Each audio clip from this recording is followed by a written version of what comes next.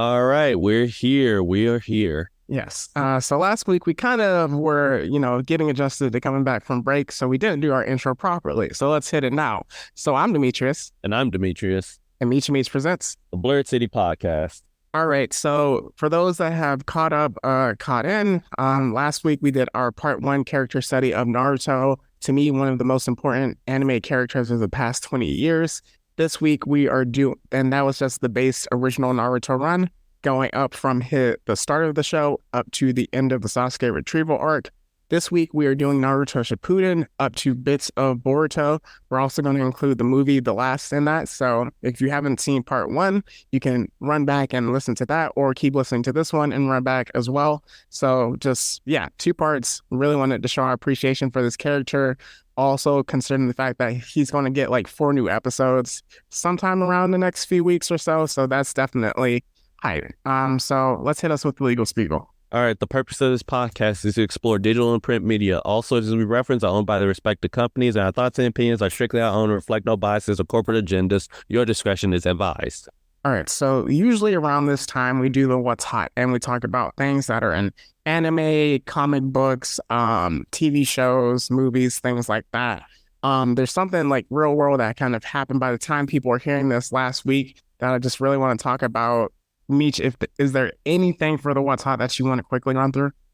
I mean, considering the subject matter, I actually want to touch upon what's going on with What's Hot at the end. Okay, so we can do that. So with that, you'll see in the description, people here. So Bray Wyatt, Wyndham Rotunda passed away last Thursday as of your hearing this recording. It's Saturday that we're recording this now. So that's just something wanted to bring up, wanted to just give his respects, give flowers to, as being a fan that kind of just hit me. And obviously just we're going to touch on it from a fan perspective, but obviously from the family, friends, people that knew him, colleagues and stuff like that, that's infinitely more important. Misha, is there anything you want to kind of touch on before I can kind of jump in? I mean, just it was just real sudden, just came out of nowhere. This was a little bit of an eye opener, especially considering his cause of death, which is declared a heart attack. So it really just calls into perspective just your physical health. Yeah.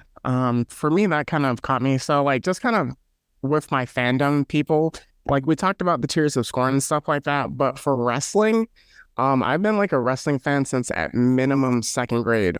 So that's kind of been behind Heroes, my number 2 love in terms of fandom, even before anime, sci-fi and all of that. So wrestling has been something where it's been a weekly part of my life for a long time. And with that, and just seeing, I was literally sitting down, I was watching Bloodhounds, and then I just see a notification, Bray Wyatt dead at age 36, and that was just it. And it was just the suddenness of it was so shocking, and just even looking at different things, being yo, this can't be true, this can't be true. I hope it's a sick joke. For the this was to me as shocking as the Chadwick Boseman and then Kobe passing away, where it was just I literally cut off what I was watching and just sat there for 20 minutes, just staring at nothing, because I was just so shocked. And it's really crazy because also I went to the Royal Rumble in January, and that was his last match, because I've always wanted, and that was my first ever wrestling event, and I really wanted to be part of his entrance, because I never got to see the Undertaker, and his entrance was the closest thing, and just being a part of that and not knowing in retrospect where that's his last appearance was so shocking to me. So I know we say it a lot, where it's just it can be cliche where life is short, take advantage of it, but you never really know in life when you can pass away at any moment. So just live a life where, metaphorically speaking, you empty the clip. Don't be responsible, obviously, but don't hold anything back. If there's people that you want to meet and greet, places you want to go, things you want to pursue, whether that be a hobby, a podcast like we're doing, writing, video game, Twitch streaming, stuff like that, or just jobs, just go after it. That's just one thing I can say, because you never know when your time is up, and when it is, there's not really much you can do about it. And then also just really appreciate the people in your life. I mean, I know in that Secret Invasion episode that we did where I kind of went on the rant and officially turned to the way of the Jaegerists and I went off on the person, but like I talked to that person this like last week before this even happened because I was just like, yeah, this person means a lot to me. There's no point where I should be like avoiding just a simple conversation and stuff like that. And that was like a really good talk and stuff like that. And I know like you don't have to like go into detail with your personal, but you kind of understand and appreciate what like this means now. So yeah. Yeah, definitely. Like when it comes to the passing away of just any celebrity, especially one that you're like really close to, one that you like are truly a deep fan of, it's gonna hit like real close to the feels.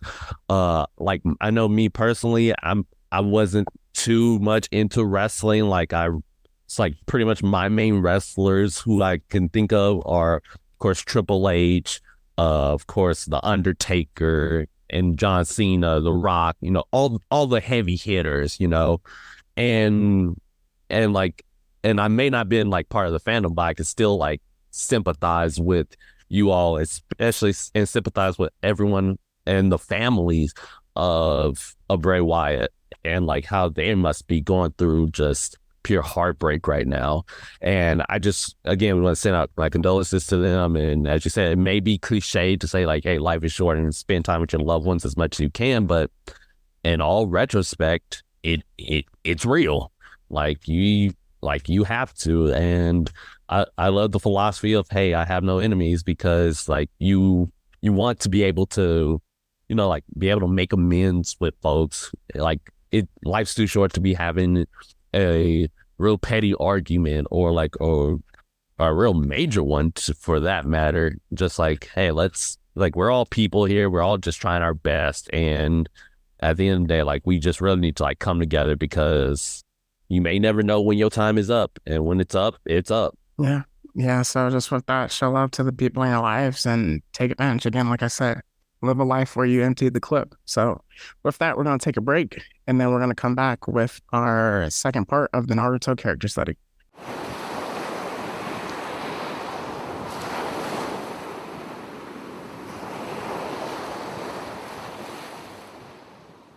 All right, we are back. We're going to try to pick up the energy a bit, but again, just kind of understand what we talked about, like that like really affected me just like past few days. So with that, we can get into Naruto character study. We're going to start with Shippuden.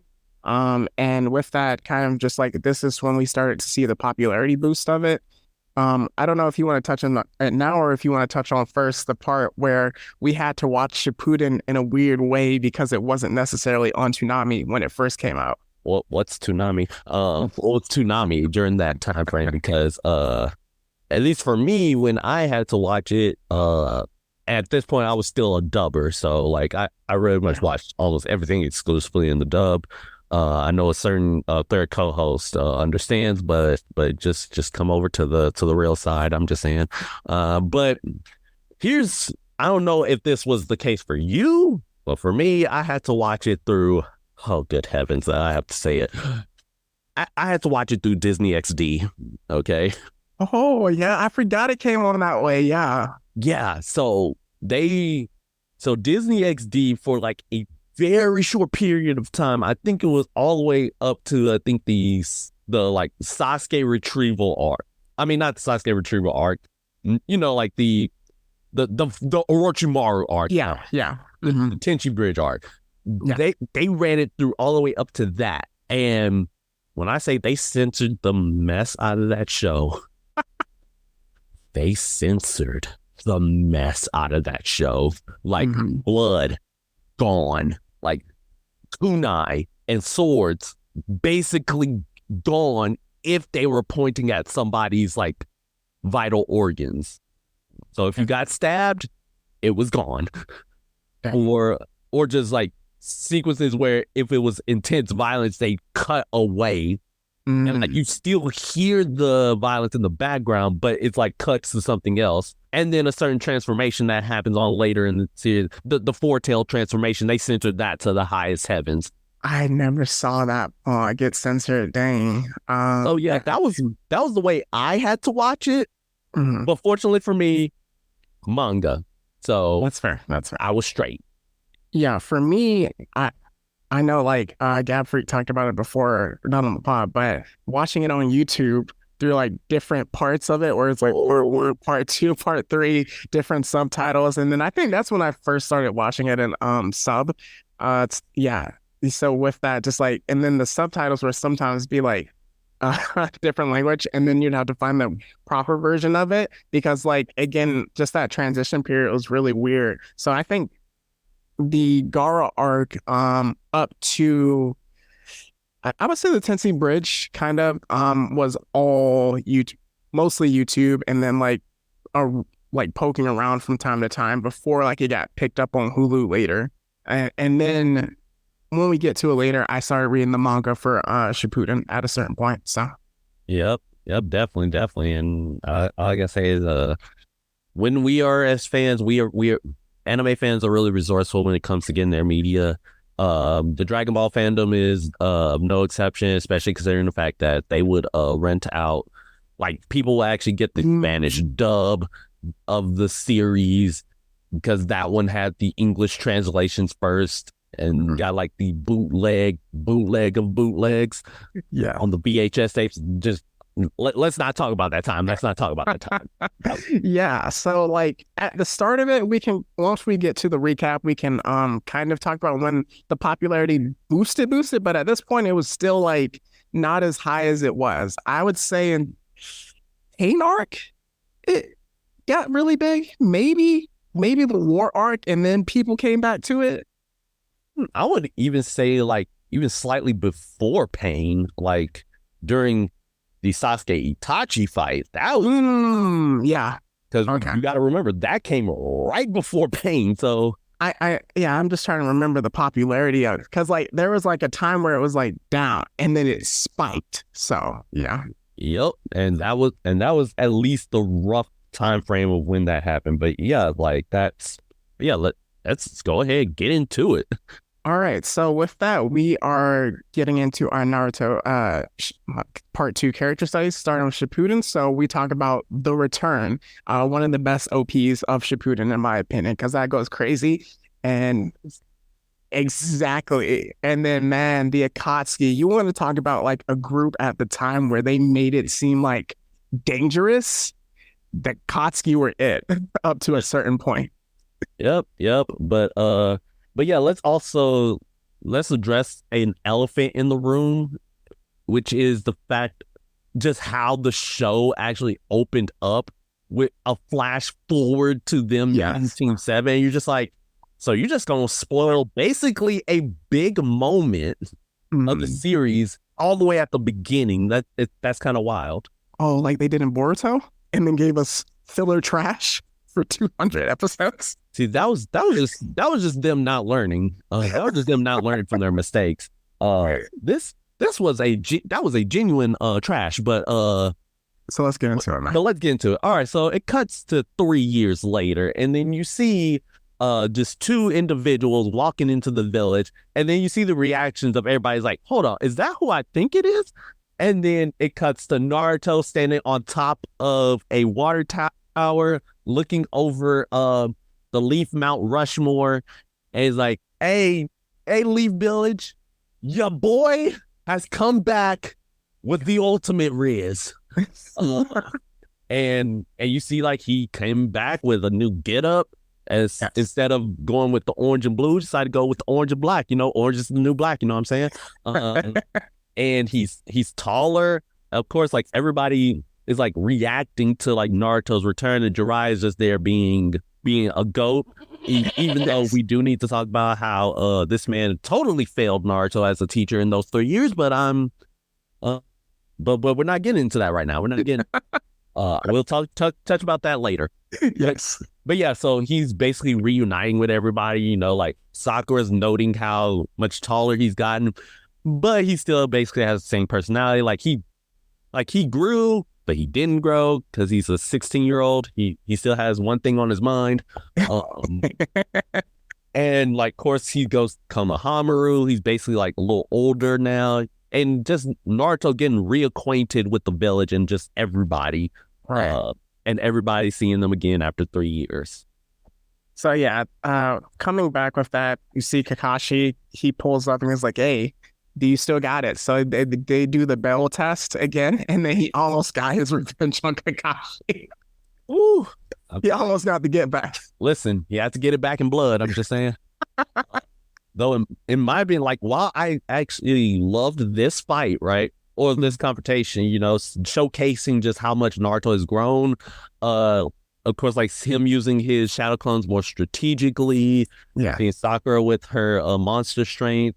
But for me, the best version of this fight was actually on Naruto Ultimate Ninja Storm 2, Ooh. because they went dummy for no reason, and Naruto ends up like pulling out the nine tails on Kakashi. Dang. And you're just like, yo, you're nothing like the series of the manga, man. Where was this at? but yeah, of course, like they pass and they're getting reacquainted and everything, and then they get a notification from Tamari that our boy Gara got.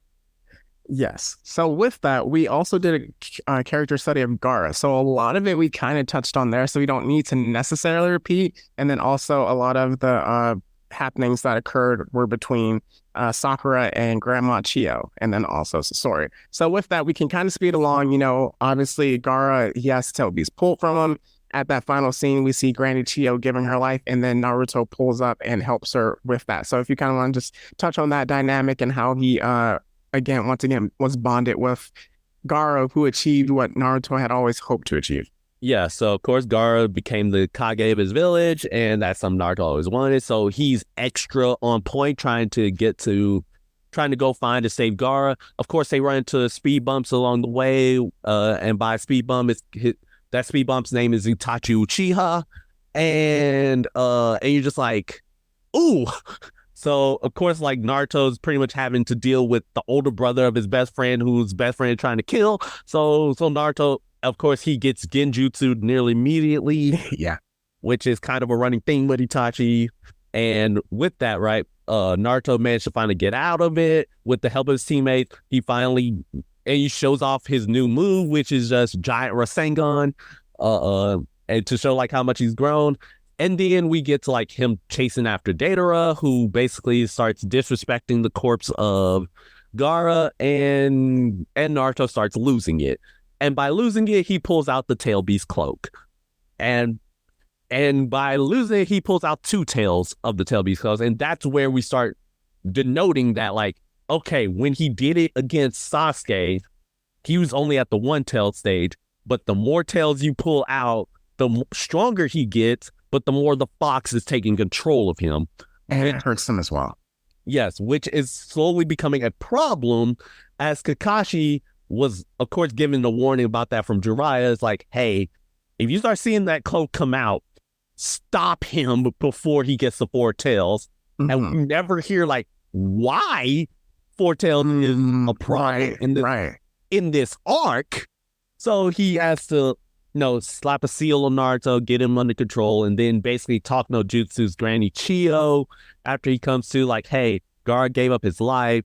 Like, well, Gara's dead. Y'all basically screwed this boy over from the beginning because you were kind of involved in him becoming the one-tailed Jinchuriki. Right. Granny Chio, of course, gets hit with talk no jutsu, and then she gives up her life to bring Gara back, and everything's all hunky-dory. It's like, yay, my boy's back. And let's continue on with the story.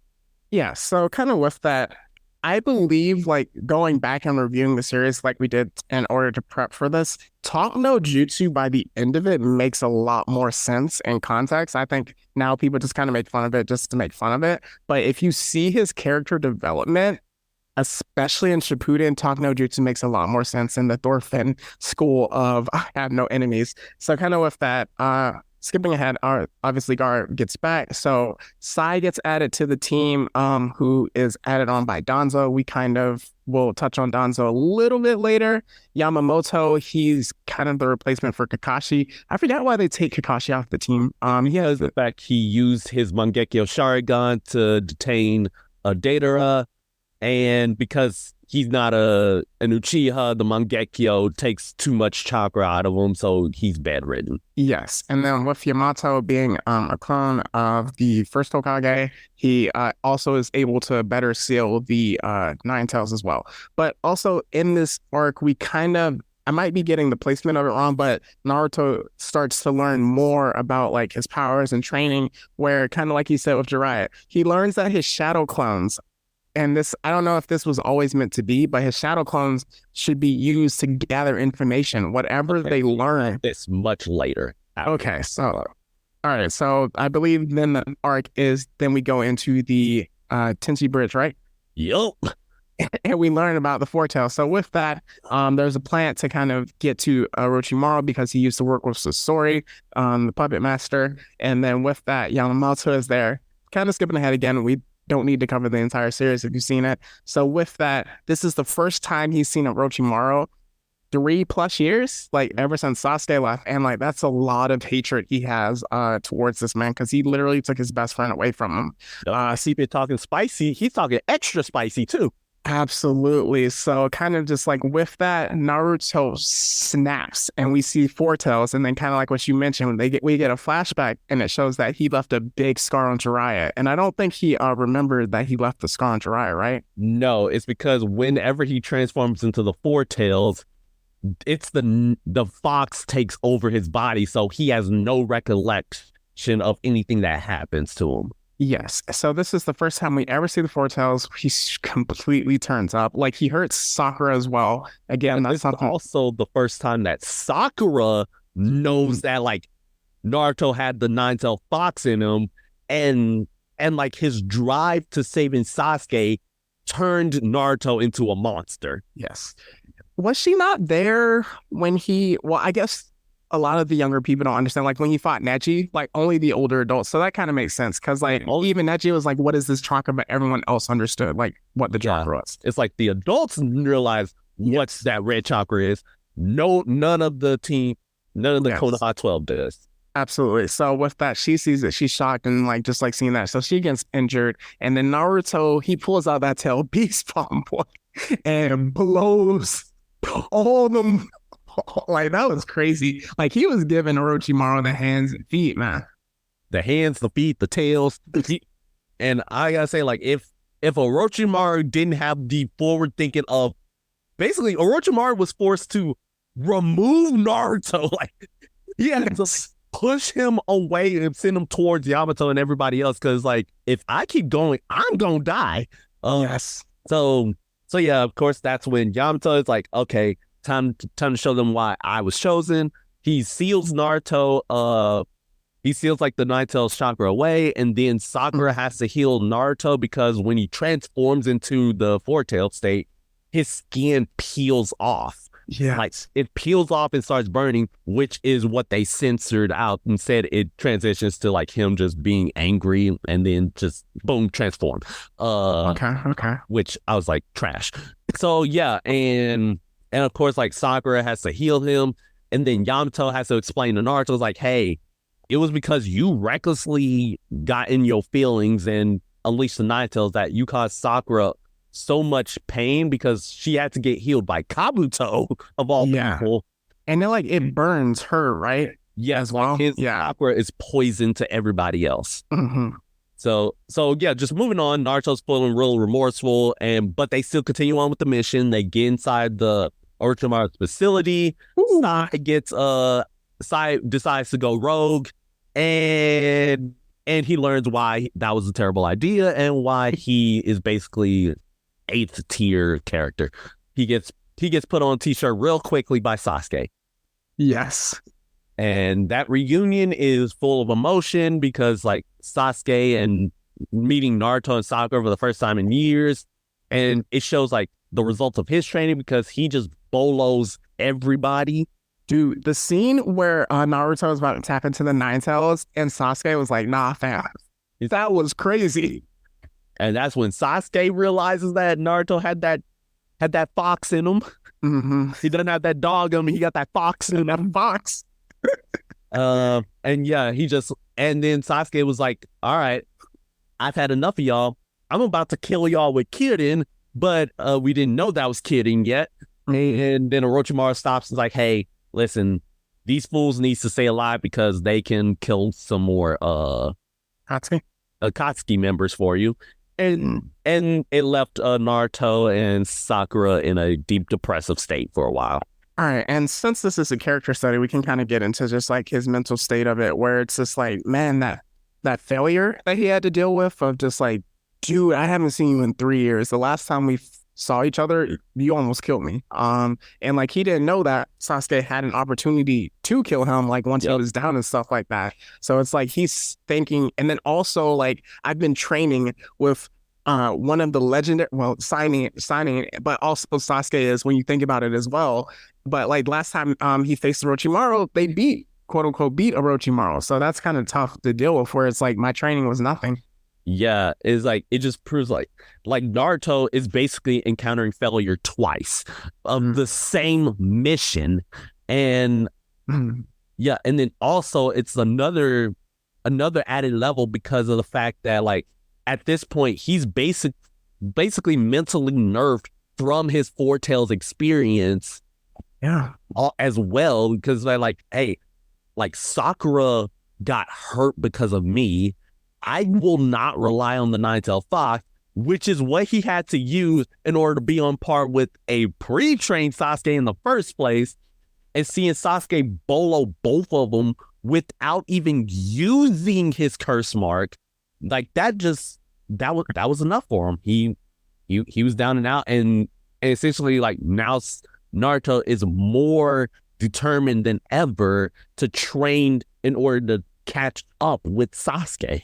And then at this stage as well, I know you mentioned that like when with the Sasuke part in part 1 where Sakura ignores him and he starts to realize that she really, really loves Sasuke over him. He still has some feelings for Sakura at this time, but it's like it's waning and he understands that. So like the connection is still the promise, and just to, like to fail her again and to fail his friend. So moving forward, is the next part the Akatsuki kind of learning more arc and stuff like that with training? This is the Kakuzu arc. This is where Naruto learns the Rasen Shuriken, and where he what you mentioned earlier, which is where he learns the tactical use of his shadow clones, which is gathering more information. And also it's like, hey, because Naruto, you have the unique ability to summon millions of shadow clones at your beck and call.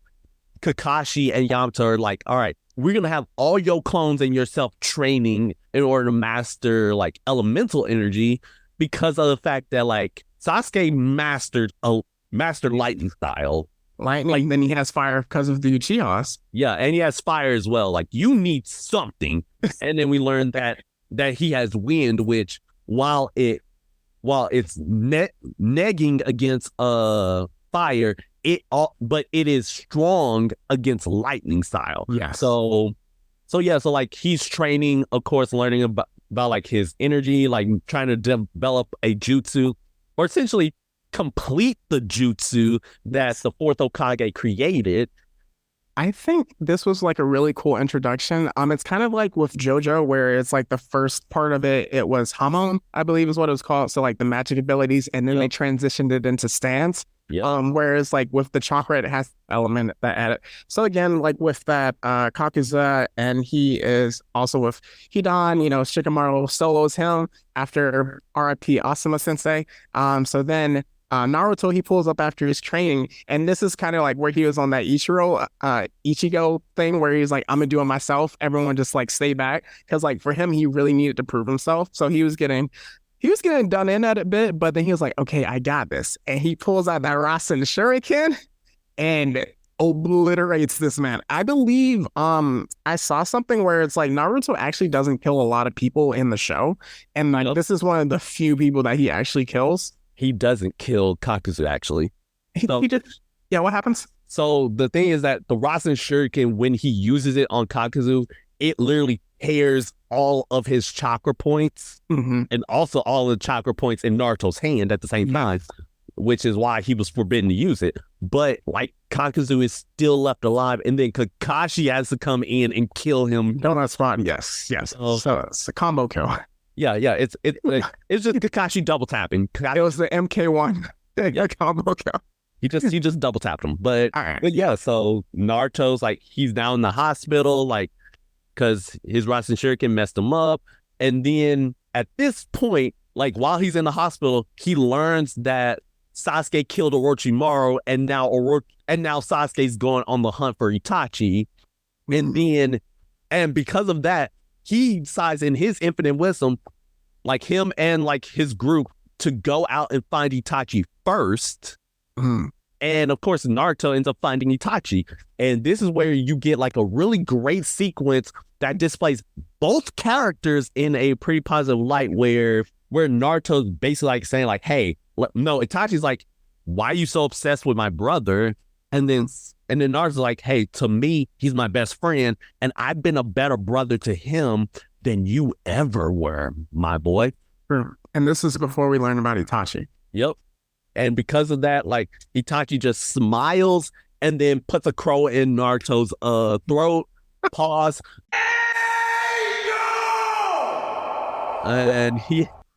And we never learn what happens about that until much later. He's like, hey, take care of my brother, all right? And then that's when Sasuke kills Itachi, then goes full rogue, but we're not talking about Sasuke today. Only just to tie it in because he learns about the history of the Hidden Leaf Village, and it's kind of dark, so that ties into why, and then like also why the Hidden Leaf Village is later in the story. Like, yeah, we just got to kill this man. So yeah. Yeah, and it's at this point that we reach the darkest moment in Naruto's timeline and history. To a goat, to a real one. To a toad. To the toad himself. He got put on a pack. Jeez. On a t-shirt. He didn't even get Donut Squad. He just got exploded. This man Jiraiya, he got jumped by one man, but also that one man was 6 people. Pain. This is where pain comes into play. Dude, Jiraiya, we have to give so much credit. A lot of people that fought Pain were getting like soloed by like one Pain at a time. Jiraiya was mostly handling a good portion of the 6, but he got his throat crushed. Yeah, 5 at a time. Yep. He got his throat crushed. He got his arm destroyed. Cut off. So he was literally going one with like, he had I believe, did he have the granny and grandpa toe? Yeah, with him. And they were still getting bodied. So yeah, that scene was painful when Naruto learned. I literally watched that yesterday on YouTube just to kind of like recap with a lot of the Pain arc. Oh no, I couldn't do that to myself. I think just like, so we don't have to like cover all of that, but like getting told, because like I remember that scene, Gamakichi was kind of about to say something, and then Gamabuto was like, that is not your place to tell. So with that, he's like, yo, Tsunade, if he was Hokage, he never would have let you go on that mission alone.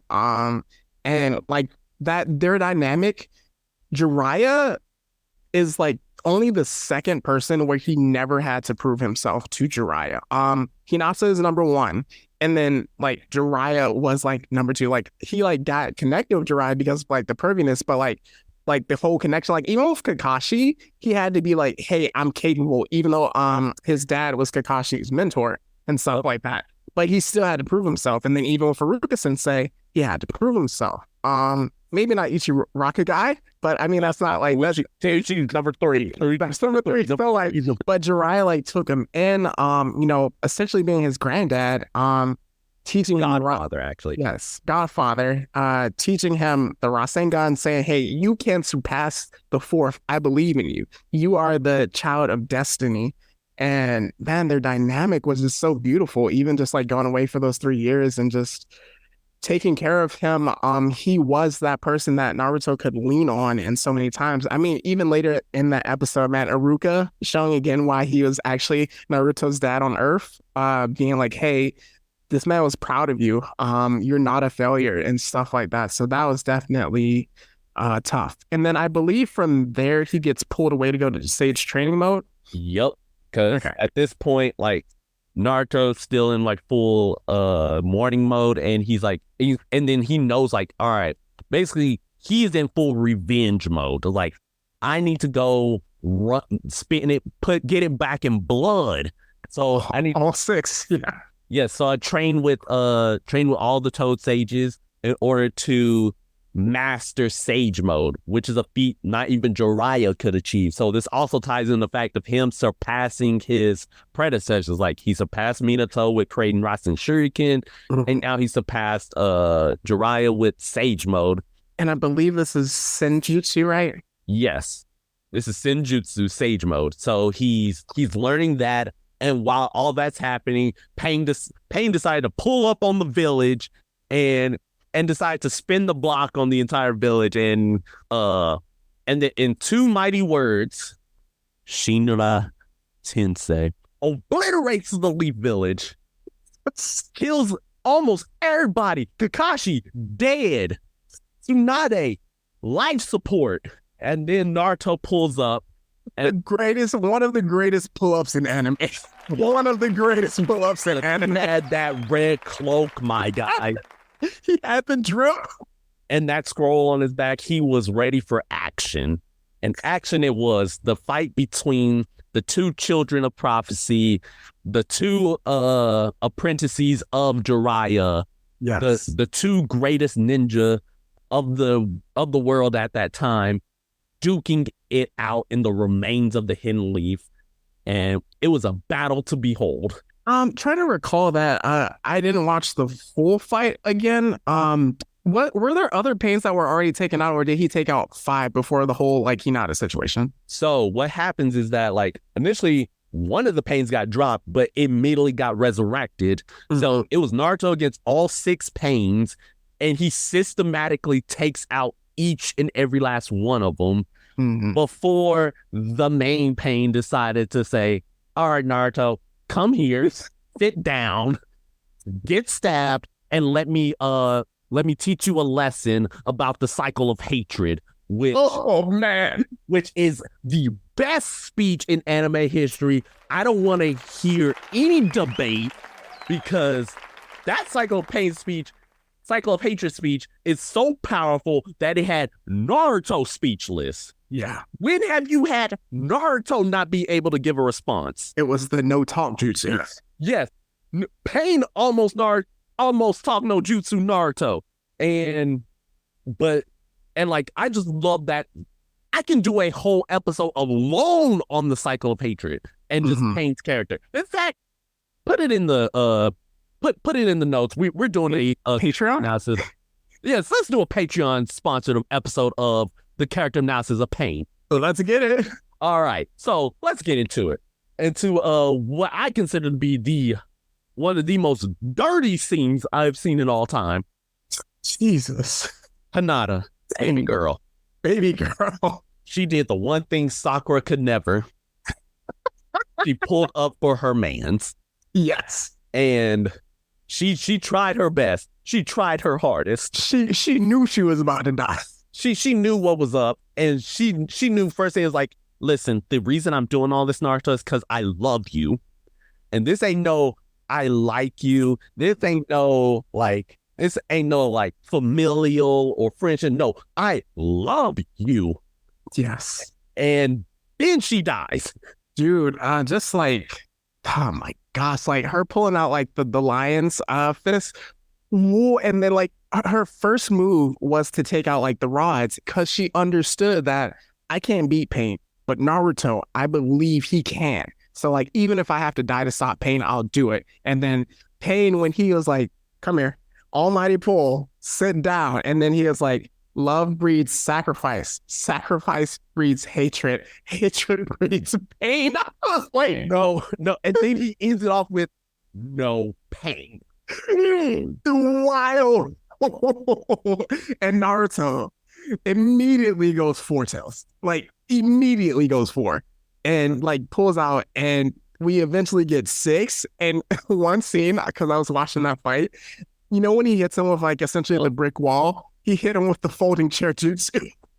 Oh, not only that, it was in this fight that both him and Pain decided to go gear 5th. Yeah. I'm just saying they both went to gear 5.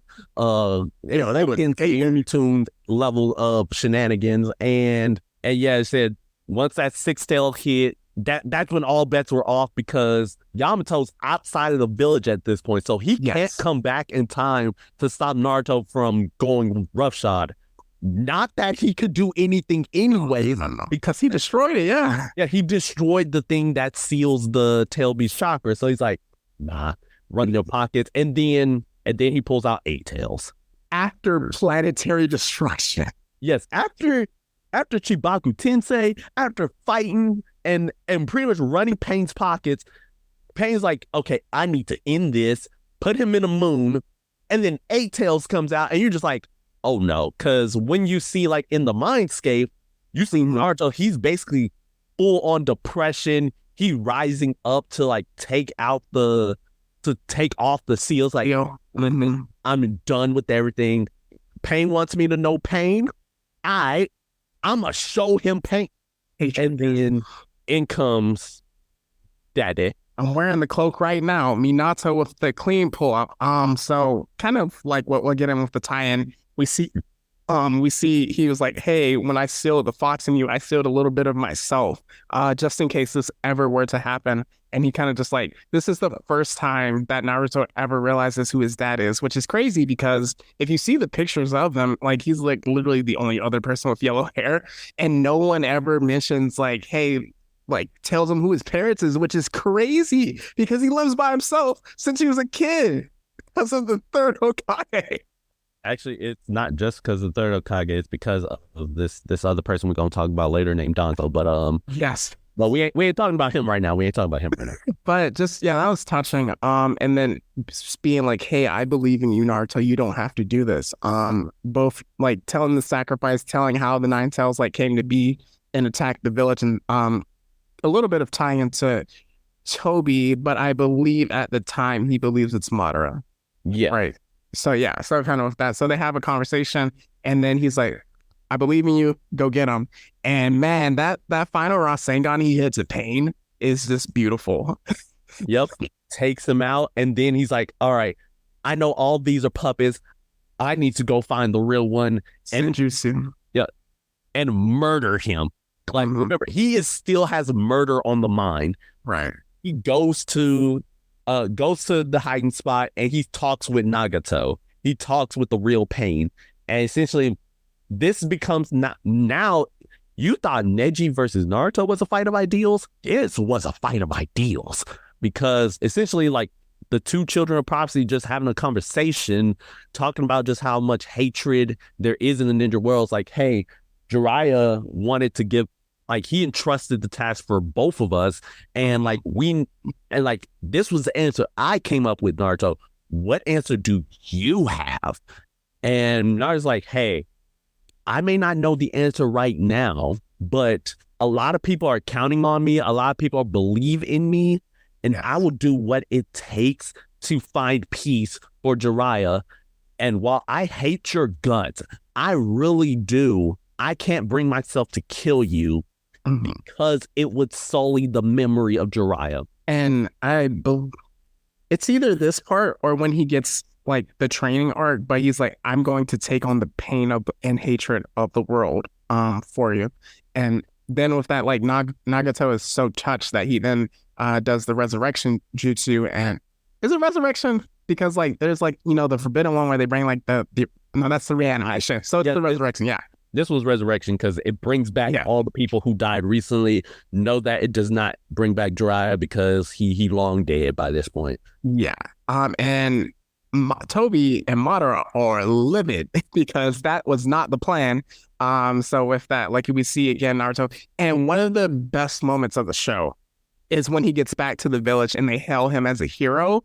And it's like the first time where the entire village acknowledges him as a hero, which is crazy because like even I just think with Gaara, maybe they didn't know that was him since it was like so far away from the village, possibly. But like when he gets back and everyone acknowledges him as a hero, that is such a beautiful scene because that's all he's wanted his entire life, And because it's later Itachi tells him about like getting acknowledged and then Hokage and stuff like that. But yeah, we can keep going. Yep. Let's keep on moving because that seems about to get me in tears. But all right, now let's get into true debauchery, true degeneracy from Sasuke Uchiha. Okay, so essentially at this point, so Sasuke pretty much went off the handle. He got pieced up by Killer B, the A-Tails, but we're not talking about that pure degeneracy. But Fried him up.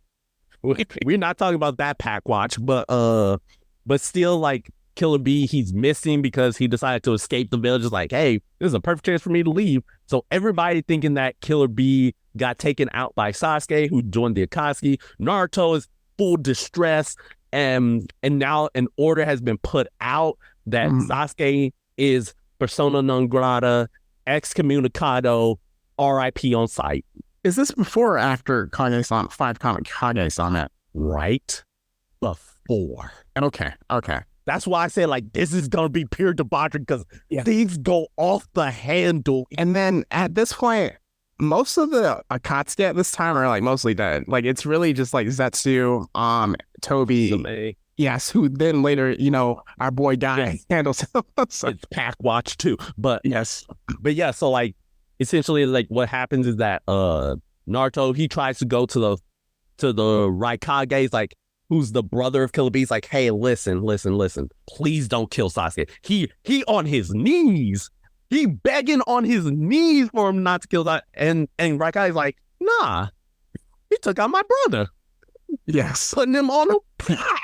Yes. And like from that moment, and then right after that, Toby pulls up on Naruto, and that's when he tells him everything. Yes. Tells him like the history of the village, just what happened with Itachi, the whole truth. And then Naruto ends up having like a whole panic attack and whole hyperventilation, like the whole cycle of hatred has now, and the Uchiha hatred has been reborn in Sasuke, who at this point is now running roughshod on the entire 5 Kage summit. It's kind of like Attack on Titan, where it's like, I was chilling, and then like my entire life is a lie. Like this is not a Sasuke character study, but essentially like him learning that my entire life is a lie, and then Naruto understanding that, his whole life is like even more similar to mine, where it's like we both got screwed pre-birth by the mechanizations of these older people in the village and stuff like that. So yeah. Yep. And then comes the absolute worst moment in this entire show. We have to talk about it. The Sakura confession. That was actually very cringe. Oh my goodness, bro. I look, when I was reading that at first, I was like, wait, what's happening? Yeah. How do you just gonna confess to Naruto like right then and there? And then I kept reading, I'm like, I don't like this. That was dirty. And then seeing it in animation, I was like, oh, I hate this. I got this with a burning passion. Because essentially, like, what happened is that Sakura, she finds out that the reason why Naruto is pretty much going ham and pretty much on a one-man vendetta for Sasuke is because of the fact, like, he's fully burdened by Sakura's promise to him and the fact that he still loves her. And so she thinks in her infinite wisdom that, hey, if I say, like, I don't care about Sasuke anymore, I love you, Naruto, that's going to get him to stop. Naruto decides to pull up. He's like, man, I don't simp for you no more. He used his own Byakugan. Like, he saw through it. He see through everything. He's like, look, the one thing I hate more than anything is people who lie to themselves. He saw it for what it was, and he walks off like a true alpha king. Yes, focus on yourself, kings. But like with this, one thing with relationships with that, what kind of sucks is the fact that he not to confess to him at the pain thing, and they never touched on it again until like the movie. Understanding like this is kind of like when the end game of the show starts to begin. So like obviously you can't dive too deep into it.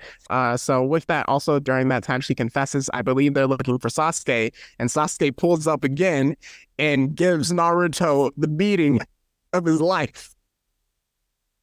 Does he? I'm trying to recall. I remember this is the part where he's like, hey, we don't have to talk to like know each other. It's like we can just trade fists and stuff like that. But I know like it's like an L for Naruto metaphorically. Okay, here's what like went down, because like after this point, yeah, like they confront each other for the first time in a while. It's like Sasuke full on insane, and like of course Naruto got hit with the poison kunai but because Sakura, this is a Sakura hating channel, y'all. And essentially they are clashing like their signature jutsus because essentially Naruto is like, if things went out just slightly different, our roles could be reversed. Yes. And I could be the rogue ninja that destroys the world. I could be Gaara, essentially. Yeah, and I can't let this happen to you, Sasuke. So just know, because they end up clashing and it becomes even. Yeah. Which, in my opinion, I can get why it's kind of an L for Naruto, because Naruto's kind of mostly full power. Sasuke's nerfed to all get out, and they still were even. So I'm just thinking because he didn't definitively beat him and then bring him back from that perspective. Oh yeah. Oh no. So essentially, both of them they come to the conclusion and the agreement that hey, the next time we fight, we're gonna go our separate ways. We need to get stronger. Yeah. And the next time we fight, we are both going to die. That's the last one. Yeah. Yeah. So yeah, and that point that Naruto, he pretty much all right, I need to go and control hatred. Yes. He's pretty much pulling a Nagato. He's listen, I need to confront hatred. I need to confront all the hatred for Sasuke and the ninja world. So I need to go confront the hatred in myself, named the Nine-Tailed Fox. Yes. And just kind of with the mostly speaking on, this is when the beginning of the war is kind of beginning. Him and B and Yamamoto go off to this cave, go for training, and we get to see there's this one beautiful scene where Naruto, he has to confront himself. And he's fighting, you're going hand in hand with himself, trading back and forth. It's perfectly even. And then his self is essentially semi Nine-Tails form. And he goes to him and he essentially hugs him. And he's and his Nine-Tail form starts to cry. And it becomes him. And it's again, that hatred. So when we get to talk no jutsu later, it makes so much sense. So then also he has to be hey, in order to get to the Nine-Tails, at this point, he's not trying to be the friends with the Nine-Tails. He's just trying to control him so he doesn't go out of control. So it's the Tail Beast cloak, essentially, but the controlled form of it. So he goes inside, and this is such a cool scene where he's yo, let's get it. He opens up the gate of ceiling, and Nine-Tails is oh, you think I'm a punk? It's oh, you think this is sweet? Nah. And they end up going at each other. Naruto's using, because he can't use any Nine-Tailed Giant, so he's in Sage mode.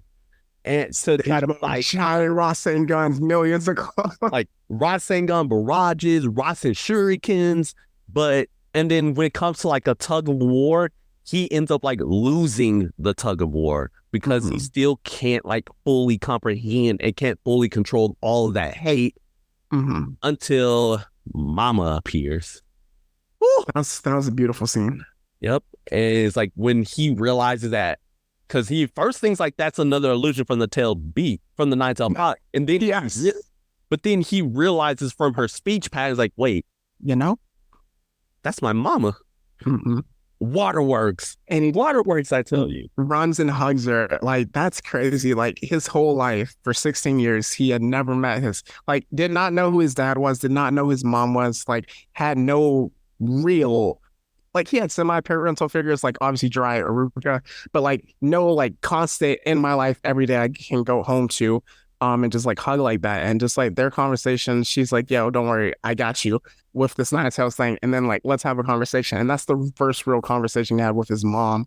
And man, that was tough with Kushina. Just how they both sacrificed themselves for their child. Yeah, and you see the flashback of just Minato and Kushina, but we're not talking about them today, and just circumstances of Naruto's birth. And how they die ties into something later. It's very similar. When we move forward. So with that, he essentially controls Nine-Tails. When does he learn the name of the Nine-Tails? Because in the middle of the war. So okay, yeah. So at this point, he has control of the Nine-Tails now, thanks to Mama Bear, and he has the Nine-Tails chakra mode. And this point, at this point, like Naruto, at this point, he's training to get used to the mode. He's training to learn how to use a Biju bomb, which he can't do because of the fact that the Nine Tails is so salty. Yeah. He's not letting him win at that. So it's like, all right. Doesn't I forgot because it's like Naruto still kind of hates him. Was it that like whenever he used the mode, he was supposed to get more tired or get, like lose chakra or something like initially at first, right? So initially, it's the fact that he can't use shadow clones because in the mode, because of the fact like if he did, it would like disrupt the balance between Naruto's chakra and the tail and the Nine Tails, and the Nine Tails could take control again. So, of course, like speeding on ahead, there's like a confrontation with Kisame that Naruto just backhands, and then he learns that there's a whole war going, the fourth grade Shinobi War. In the middle of it. He just learns that that's what's happening, all to protect him, and he's like, nah, I'm going to the front line. And him and Killer Bee, they both just rush out, they escape the island, and they go on to the front lines where they confront Tsunade and the Raikage. They're both just like, listen, boy, I'm gonna need both of y'all to step back. And then Naruto's like, you know what? I'll do that as soon as you can catch me. And then just speed blitz the Raikage. Because again, Raikage at this time is like one of the fastest ninja living. Yes, and the only person to have surpassed him in speed was Minato. And then and now Naruto has outsped him in the chakra mode. And then Naruto goes out on the front lines. He at some point, like he's able to send out millions of shadow clones to the various different battlefronts, and he's fighting everybody. Mm-hmm. And remember what I told you, that he couldn't use shadow clones beforehand, but now he could. And even the Eight Tails, he points that out as well. He's like, hold on, how does Naruto still have this much chakra left? And he's still fighting on multiple fronts. So like there's multiple things happening on the battlefield. Naruto's fighting against a bunch of Zetsu clones. Yes. He's fighting against Toby. And then also because he has the Senjutsu, he can tell the difference between the Zetsu clones and Israel. Because that was a thing.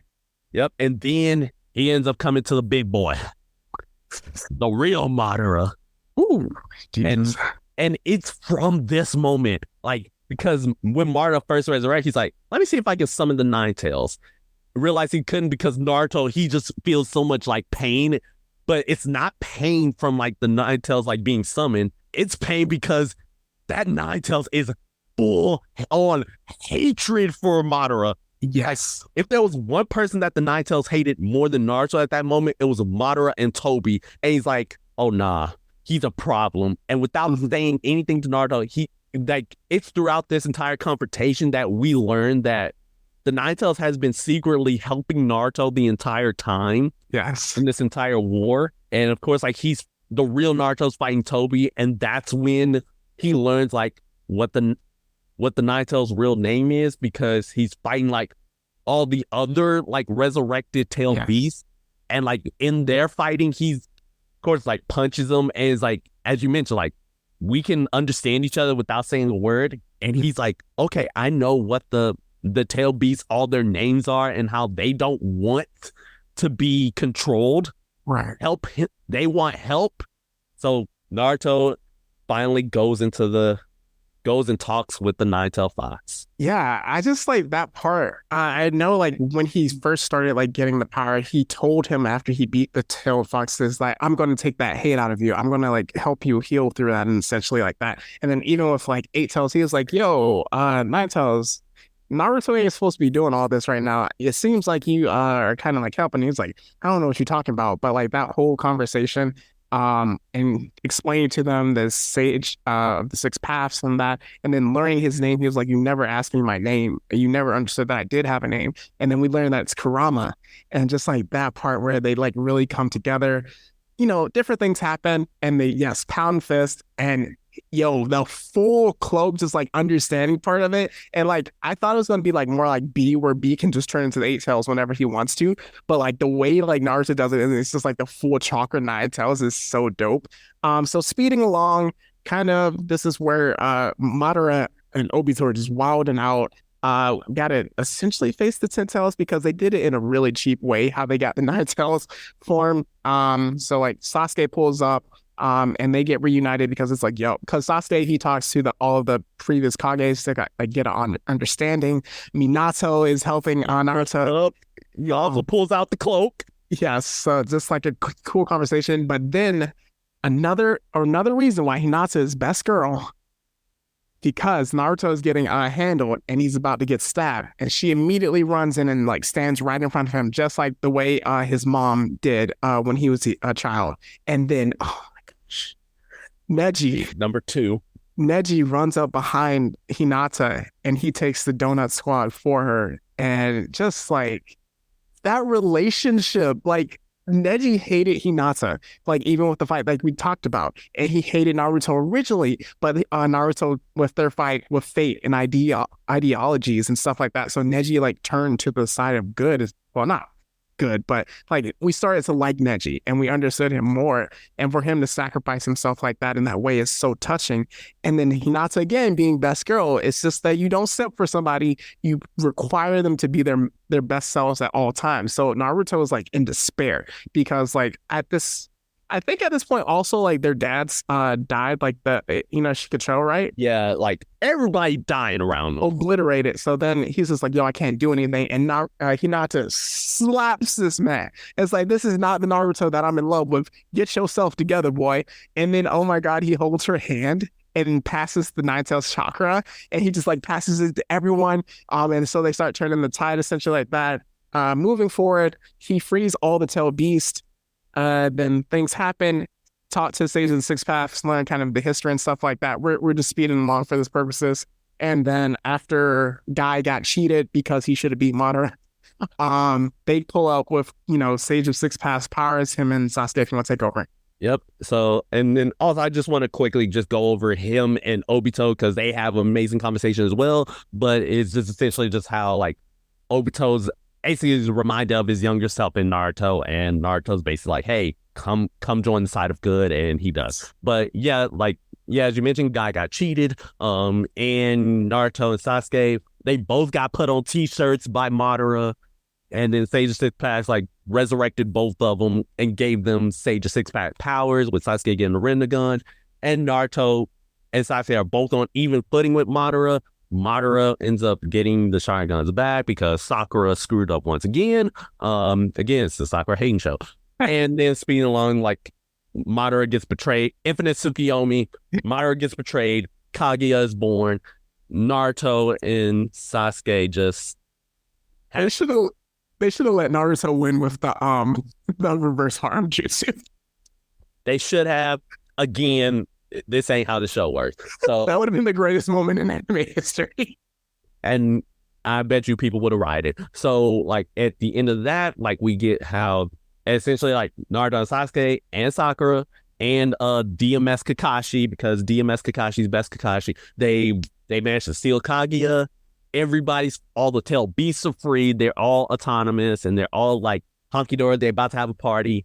And then in comes the party pooper himself, Sasuke. He's like, nah, come here. Naruto, you and me, you know what we got to do. We got to run the ones. Yes. And run the ones they did. Dude, that was all out fight. We had a kaiju fight, then they lost their chakra and they were just like, let's just throw hands. Just it becomes the hands show. Even when tired and they both can barely stand, they're still giving each other the beats. And then it ends off with the final clash of a Rasengan Chidori. But at least in the manga, it's just, your standard clash. The anime version decided to make it so beautiful because how they did it was that as Naruto's charging the Rasengan, the hands of every single person that he met and became friends with all start like spiritually helping to make the Rasengan. Mm-hmm. And then with Sasuke, like as he's charging the Chidori and infusing it with Amaterasu, only Itachi's hand is there to help him. And then final clash, they both acknowledge, Sasuke finally acknowledges that he lost and that he can turn tide and he's good. And then becomes the giant reveal that they both lost their primary hands. Yeah, that was crazy. So just kind of with that, everyone gets released from the Infinite Tsukiyomi. And then again, once again, we get the filler. So kind of transitioning to that, kind of his rise to Hokage, and then we can get into right now the last. So with Shippuden wrapped up, we are going to get into the last and then bits of Boruto. But again, we've had to adjust last week. We missed out on our sponsors. Sponsors gave me a call. They were not happy. So we are going to get into it right now. All right, for today's sponsor, we have the Konoha Shinobi Academy. If you want to learn how to be a great ninja, we have excellent sensei and teachers known as Aruka Sensei. We have Kakashi Sensei. We have ourselves Uzumaki Naruto as a special guest to come in every now and again to teach you the way of the ninja. Come and join us today at the Konoha Shinobi Academy. We are not liable for any life-threatening events or shenanigans that happens in the Leaf Village on a daily basis. We are also not responsible for any occurrence of the Nine-Tailed Fox coming out and destroying the entire village. And we're not responsible for any occurrence of the Shinobi Village blowing up thanks to Shinra Tensei. Your discretion is advised. All right. So with that, we get into the last. So essentially, one of the Akutsuki alien. Yeah. The alien god deities pulls up and wants the Byakugan.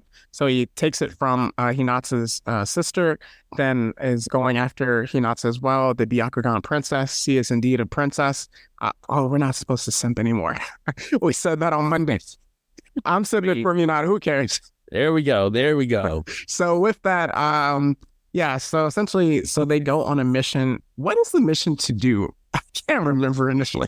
The mission is to essentially rescue Hinata's sister, Hanabi. She gets kidnapped. Yes. Okay. I thought he just took the eyes. She gets kidnapped. Yes. So with that, gets kidnapped and then takes the eyes.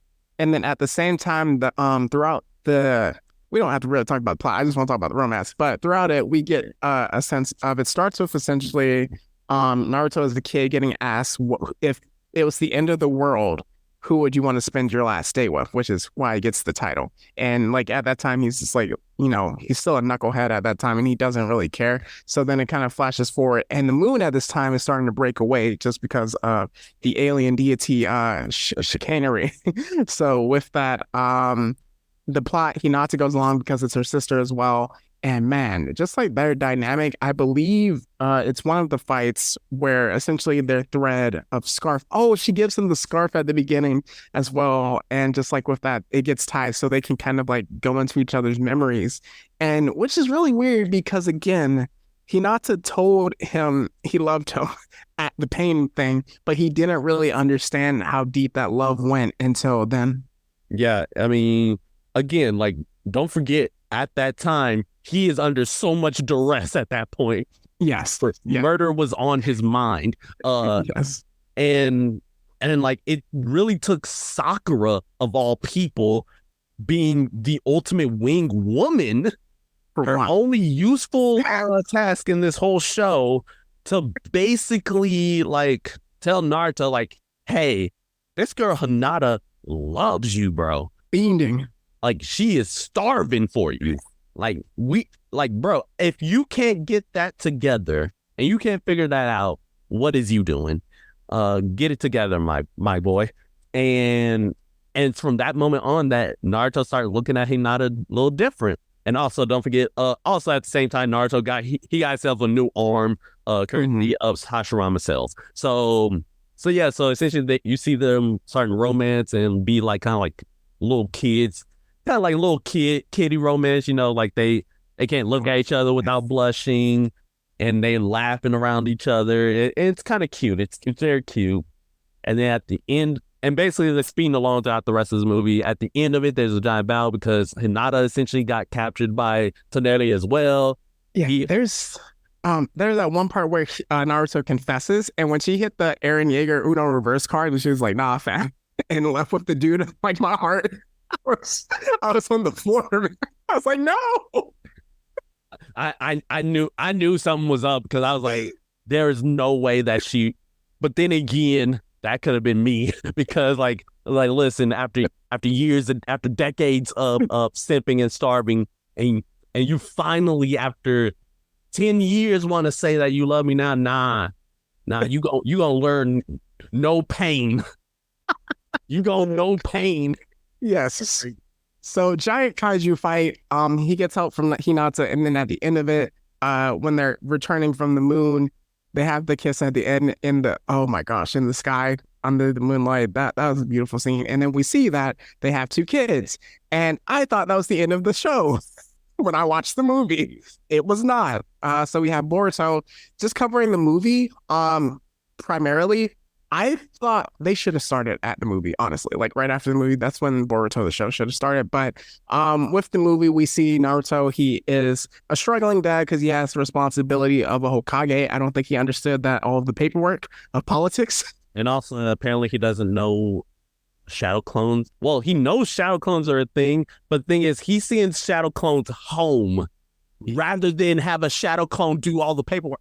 Right, so essentially, as you said, Naruto's struggling that, and now Boruto's essentially acting like a spoiled brat, expecting like spoiled Naruto because he's trying to get his father's attention because he doesn't get it at home. And essentially, like, and he doesn't train Boruto much, if at all, to where Boruto goes after his best friend Sasuke in order to get training from him, which is kind of wild. So, and then of course, like, there's the tuning exams. Boruto's caught cheating by Naruto, and Naruto's just like, Nah, fam. I'm disappointed in you. How dare you besmirch the name of Uzumaki? Give me your headband. Fam, I've defeated gods, and you can't win in the tuning exam. Even though you're a much more capable ninja. Yeah, you can't win without cheating. That's right. Then I believe the Akutsuki at this time is Momoshiki, right? Yep, Momoshiki. So he pulls up, explodes Naruto, and you're like, golly, they just killed Naruto and like devastated. But we see his sacrifice, and it's similar to not only just like, you know, third Hokages, but also his dad, where it's like becoming the Hokage, it means sacrifice. So like with that moment where he looks back at his son, man, and just like the devastation on baby girl Hinata's face and stuff like that. So essentially they go to find him, and you know that one of that epic fight occurs, which gets better animated even in the anime. Oh Lord. Just straight hands. Essentially, all hands and feet are now being used by Naruto and Sasuke to run Momoshiki's pockets. He gets absolutely blasted. But then he's like, you know what? Nah, I'm gonna let my son handle this. Hey, Boruto, come here and let me give you a small. Look, he says only a small portion of his chakra, and it was enough to create a giant Rasengan to obliterate Momoshiki. And that's where the movie ended. And that's where my recollection of Naruto ended. All right, we're done here. All right, I'm just going to quickly do this. Kawaki, obviously, Naruto understands what it's like to be an orphan. He becomes like an adoptive father to him. And then also Ishiki, I believe. And we see Baryon mode, and he dusts this man. And then he unfortunately leaves Kurama. And then if you read the manga, well, let's just say there's an opening for stepdad duties. So we're going to move forward. Now, with that, we can get into just like talk no jutsu, fighting for your dreams, you know, anything you want to go from there with Naruto. Oh, man. Well, let's go ahead and get it out of the way. Talk no jutsu. It's Naruto's most powerful jutsu, even more powerful than the Rasengan, more powerful than the Rasen Shuriken, more powerful than the Biju Bomb. It's his ability to basically relate to other people by having them experience the flashback of him on that swing for at least once an episode. And then as soon as the music starts playing, you know it's raps for you. You might as well turn into a good guy right then and there, unless your name is Kid Buu. So essentially, like, what that is like him talking to the villains, like, to essentially, like, hey, like, because all of the villains of Naruto, at least in some respect, basically relates to Naruto in some way, shape, or form, which is why he's able to relate to them so easily and say, like, hey, you may have had a similar upbringing to me, but I'm able to, like, to get out of the mud and just be able to, like, thrive because of it. Look at Obito. Look at Nagato. Yes. Look at Itachi. Look at Sasuke. Yeah, and look at Sasuke. So, like, even though he had to throw hands with Sasuke multiple times. We're not talking about that. But and yeah, so like he's able to like truly relate to them, truly like relate to their abilities. And I think really Talk no Jutsu stopped in Boruto.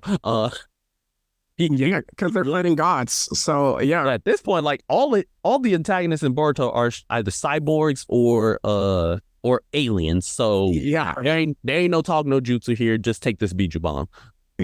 Yes. So with that, I think like even what you touched on where at the start of this episode, where at the start of the show as well, where Jiraiya is like, hey, don't let him get to the fourth tail, because if he gets to the fourth tail, he's gonna lose control. So we see throughout he's dealing with his own hatred, like to like a point of hating himself, hating Orochimaru, hating pain, feeling hurt for Sasuke not being able to there, hating like that he can't keep his promise, and getting to a point where it's like, okay, I have to make peace with Nagato essentially. Then having to make peace with my dad, with my mom, with the nine-tailed fox, and then ultimately making peace with Sasuke. So like with that, we see that. And then just like moving forward, I love the aspect of fighting for your dreams. Like that moment when after defeating Pain, and he comes back to the village and they just like toss him up.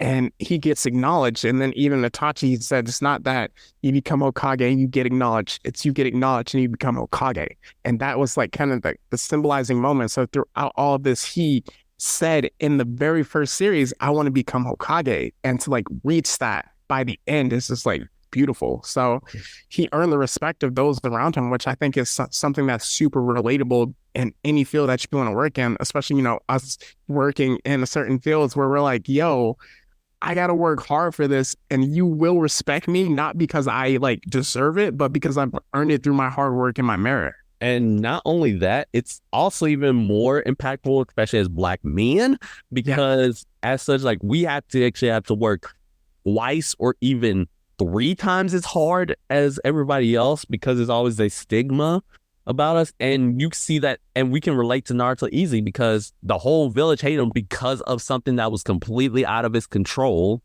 And he had to work in the mud, through the mud, get it out of the mud, under the mud in order to get to where he needed to be, which is a trait that's like very, very admirable and very relatable for at least the Black men and Black women in the audience as well. Yeah, so I think like when the show really blew up, this is why so many people really just like fell in love with the character. Obviously, like you see Akatsuki robes everywhere. If you go to conventions and different things like that, people fell in love with Kakashi. You got the Obito mask right now. But just like Naruto being able to connect those threads and just like fighting so hard, where it's like after Goku, obviously, and that's like a different period. This is the character that we stuck with, and we like the one character we grew up with. Obviously, like One Piece fans, like grew up with Luffy. Ichigo is around the same age throughout the entire story, even with the 1,000-Year Blood War, around the same age. But Naruto, we see his entire journey, and that's why we just kind of wanted to go and do this 2-part character study. Honestly, we could have done more because there's so much with that. But yeah, anything else you got? Oh man, what else about Naruto do I just love? I love that in the series, like he does face pitfalls. One of the big things, like again, I mentioned it in the pain section, just the fact he did not have an answer is realistic. The fact he goes into despair a lot when faced with like just straight death and carnage is realistic, because it's fact like, hey, in life, you just get screwed, and you can like sometimes you just don't have the answer yet. But when you do, it's like, hey, you know how to move forward from there. But until then, it is demoralizing, which I'm just like, yes, like you show, like that's very realistic, because I think like in other different shows, like characters really don't get, like when they get into like a depressive episode, it's usually for like a small period of time. And it's like something that the character may wrestle with for like a couple episodes. This is something that you see him wrestle with for the entire show. Yeah.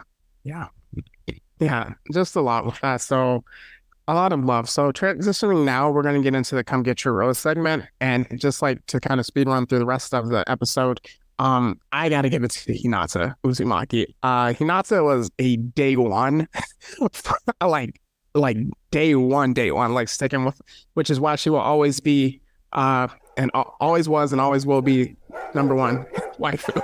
So just like with that, fighting against like taking his ninja way and just like adopting it to find her own way, absolutely incredible. And not just like co-opting it, but essentially using that as a way to live her life, and then also fighting pain when she knew she was going to die, like throwing her life on the line, even when Sakura couldn't even do that when her friend was starving.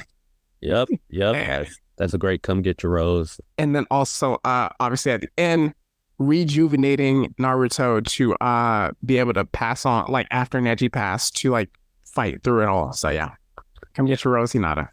Oh yeah, easy. And of course, I have to give it to the main boy himself. Uzumaki Naruto. I mean, what else is there? Like you the main character. You went through the mud, my boy. You faced many trials, many struggles, and you had to get it back in blood, multiple times. And hey, you achieved your dreams, and we don't speak of what happens afterwards, but you thoroughly achieved, my boy. So, and you certainly helped many folks in the hood. So, you certified classic. All right. So for the next segment, it's actually a new segment. We are retiring the Black Air Force segment, but that will remain an award when we do movie reviews, which we will be doing, I believe, Equalizer 3 next week. So we definitely might be seeing that award next week. But with it, we're gonna have the biggest hater segment. Beach, can you take it away, Mr. Stinkmeaner?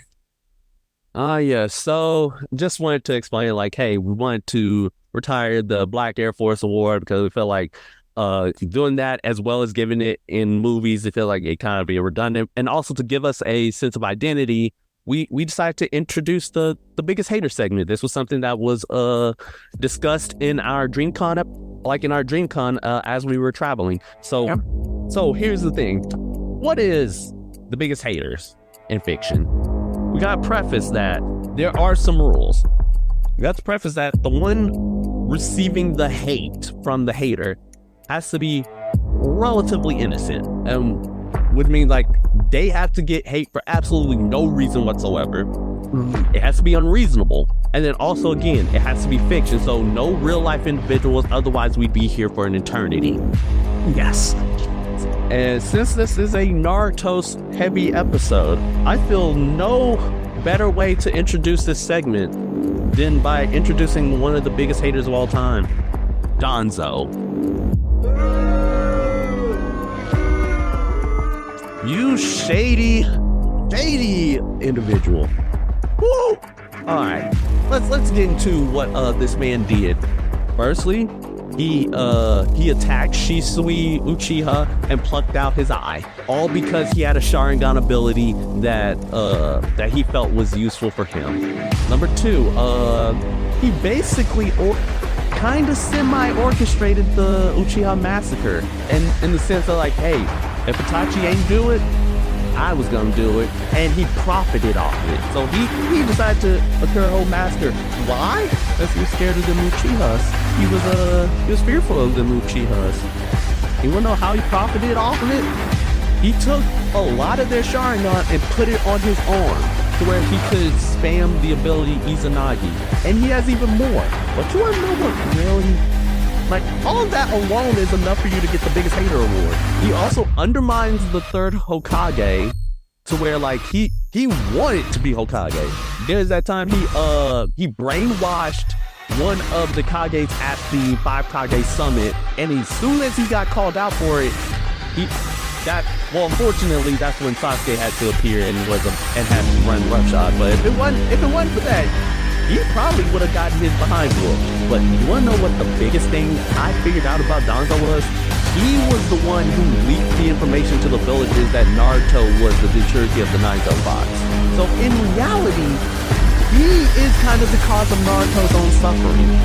He is the one who basically made the entire village turn against him. Why did he do that? Because he wanted Naruto as a weapon, not a person. Danzo, you're one of the biggest haters in all of Naruto, one of the biggest racists in all of fiction, and you go up there with a certain character who we all know the name of, whose name begins with whose favorite tagline is monkey. But we're getting into that character at a later date. So yeah, Donzo, one of the biggest haters, first inductee into the Hall of Infamy. Boo this man.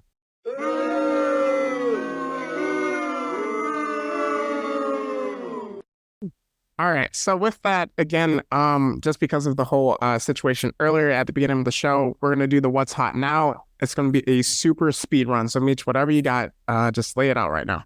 All right, anime going crazy. You already know what it is. One Piece, Bleach. I am Kenpachi. Yes, I am Kenpachi. I am him. Also, we have ourselves Ahsoka. If you listen to our episode on our review for the first 2 episodes, just know Ahsoka comes out every Tuesday. So boom, let's get it. We also have various amount of movies coming out. Equalizer. Blue Beetle came out. Spider-Man 2 dropping soon. The MK1 beta is already long gone, but 1 more week. That game about to be pressure. But here's the one thing I did want to bring up, and this is for all of our reality fans. Love is Blind is back, y'all. Well, it will be coming back in September. Did you hear the news? Oh man, what is it? This newest season, guess where it takes place at? Here. Oh no, it's in Houston. It's here. Oh my god. Wait, are we doing a Love is Blind podcast? Look, I don't know, man. I don't know. But we'll talk about it. Let's just know that they are here. Okay. Which means that all eyes is on Houston right now. So you know what? They have to make us look. Please, to all the contestants who may be listening to this podcast, I hope y'all are. Hey, how y'all doing? Just please don't embarrass us. Mm-hmm. Please. And what else is gonna be wild is if anybody on that show is somebody I know, you getting called immediately. Just know that. So September 22nd, that's about to be a wild day. Nice. So yeah, that's all I had. Only other thing I have, I know like apparently a few episodes of Naruto, like an updated version, with like the newer animation is getting dropped sometime in September. I'm not entirely sure, so just be aware of that. And then moving forward, yeah, that's about it. So let's get into recommendations and then plugs and get up out of here. All right, so recommendations: watch Naruto, watch Naruto Shippuden, watch the last Naruto the movie, watch actually all of the Naruto movies because they're all busting in one way or another. Blood Prison is good. Oh yeah, and one of my favorites is actually Bonds. I love Bonds. Not just because we get to see the Four-Tail go on a rampage again, but yeah. Then there's also Boruto, Naruto the movie, and then you're good from there. You can catch all of that on Crunchyroll or wherever you watch your favorite anime on. And then if you want to watch something similar to Naruto, there's this little known show called Jujutsu Kaisen. It basically is Naruto in terms of all the characters, all of the stereotypes and archetypes. You basically just have Naruto just throwing hands. I thought you were going to say Black Clover. Jujutsu Kaisen is too. Do I need to talk about Gojo and Kakashi? Do I need to talk about Asta and Naruto? But yes, you are right. You are right. Exactly. So we got that, and then as our co-host mentioned, Black Clover as well. So boom, those are some things I got. All right, so let's get into our plugs. All right, so we have ourselves our Instagram and our X account. That sounded way too dirty, but we got to roll with it because Twitter no longer exists. We are Blurred City 22. Like, follow, subscribe, and we're also on Threads under the exact same name of Blurred City 22. Boom. And then we got ourselves our YouTube and our Patreon under Blurred City Pod. Donate some extra cheddar, and then we'll be able to release exclusive episodes like our upcoming character analysis of one Nagato Uchiha, relative of Naruto, and the succulent villain known as Pain. And then we have ourselves our our Discord linked in our Instagram threads page. Hey, if you want to join a fine community of pure degenerates like ourselves, come join today. And then finally, we have ourselves our email, blurcity22@gmail.com, where you can submit Geek Out Freakouts, submit suggestions for the biggest haters in fiction, submit questions for Q&A panels, submit everything. And that is all I got. Oh yeah, I forgot. I'm on TikTok, the Rogue Jazz 21. I almost forgot because I don't know how much longer we got TikTok, but it's looking like it might still be good right now. So what you got? All right. So for my individual author pages, we have my Instagram, Metri_dash. That is METRI_DASH. For my X, I was about to say Twitter, at the Mad-616. And if you're interested in my book, Phantom Pain's The Most Regular Tale, you can catch that on Amazon/Kindle. I am aiming to have the sequel drop in early 2024. So with that, we kind of gave words of encouragement earlier. If you have anything else you want to say, you can drop that now, Meech. I feel like we said what needed to be said at the beginning of the episode. All right. And just based on that, I can't always say it's not goodbye forever, but I will say it's goodbye for now. And that's the Blur City Podcast. See ya later. Dattebayo.